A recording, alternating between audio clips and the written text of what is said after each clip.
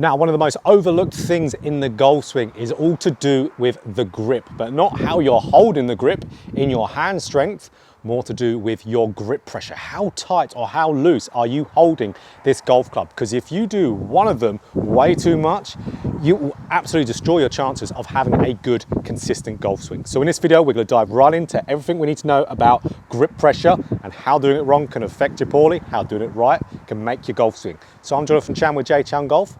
Let's dive right into it. So like we said in the intro there, grip pressure can make or break your golf swing, but what's the one that can break it? Too tight, of course. Really gripping the life out of that golf club to where you are white knuckling your golf grip. It's something that so many players do without even knowing, but it can destroy your golf swing. And let's get into 3 points of how it can destroy it. So the first way that having your grip pressure too tight can destroy your golf swing, and that is it will cause your upper body to get too overactive in transition. Because we'll be gripping it extremely tight, we'll be very tense with our upper body and our arms as well. So that will prime the upper body to work too hard in transition. So when that happens, we get the upper body rotating too fast, too early, and too much of an arm movement going out in front of us there. So regardless of whether it's arms moving out in front or chest rotating, forcing the arms in front, it's going to cause the club to get too much on the outside. So it will cause an out to in swing path. So for you guys out there who slice the golf ball, definitely take a look at your grip pressure. Because if I really white knuckle the grip here and I really try and hit a shot, you're going to see quite an over the top type of looking golf swing. And it's going to be very, very hard to be able to control that out on the golf course. So as soon as we really try to loosen and lighten that grip pressure, where ideally I like to see people at a 3 out of 10 in grip pressure. So 1, you're dropping it. 10, you're doing what you're doing right now, you're white knuckling it. We want it being a 3, so someone can almost pull out your hands, but almost. So that's where we want to have it, because that's going to make it much lighter, much looser. That's going to make your body, the rest of your body, your lower body and your mid-torso, more active and make the upper body a little bit more passive there. That's what we want for a good swing path. So let's do that. Nice 3 out of 10 in grip pressure. Let's stop strangling the life out of it and we'll start hitting some straighter golf shots for it. So let's see one here.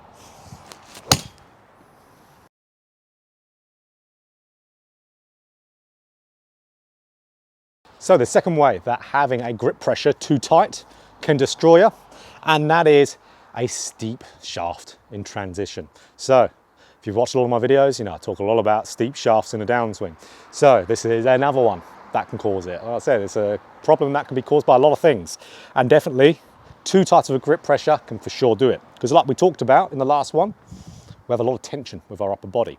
So some players might result in them really over rotating their chest and upper body and hands going out in front of them to start off their downswing. But other players, it can certainly cause you again to be nice and tense, or wouldn't want to be tense with your hands and arms, but cause your hands to pull straight down. So when your hands get pulled straight down, that puts a steepening effect on the shaft. That gets the center of mass tipping in front of you when you pull that shaft down. So a lot of people will be really tense trying to pull those hands down as a result. That's going to get you real quite steep looking like this.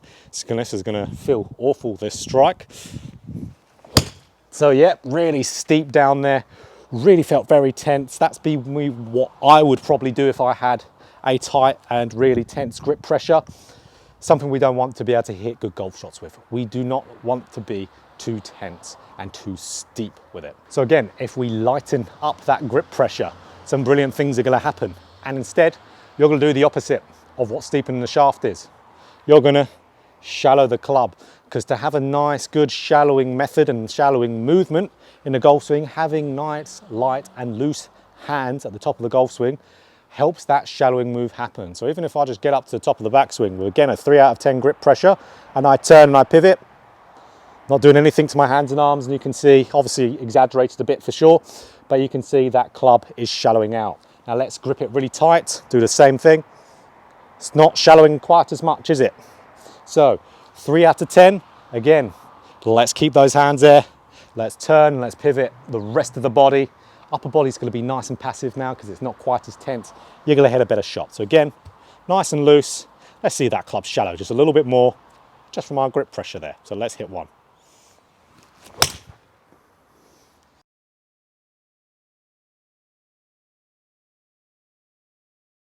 Now the third way that having a grip pressure that's too tight can destroy your golf swing, and that is your golf swing will lack power quite a bit. So when we grip that golf club too tight, like we've already established, we're going to be too tense. And when our muscles are too tense, they will not fire at the speed we want to.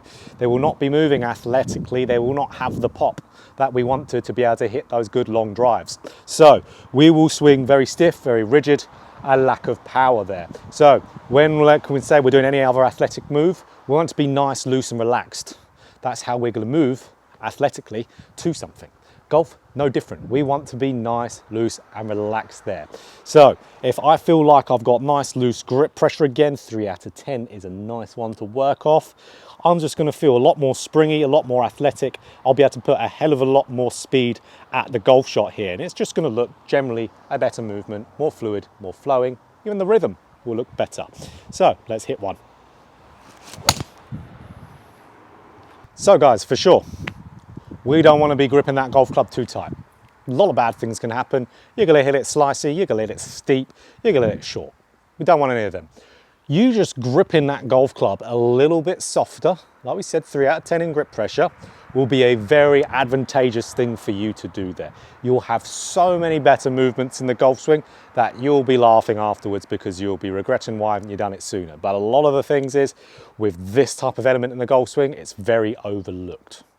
Every lesson I've had where we talk about this, the student has to think about first what type of grip pressure they have. That's where this should be in the forefront of your mind, that's for certain. So, if you enjoyed this video, of course, click that like button. If you want more golf instruction just like this, hit a subscribe button and hit that bell button too to be notified every time I put out a video. So, let's lighten up that grip pressure. Let's play some better golf.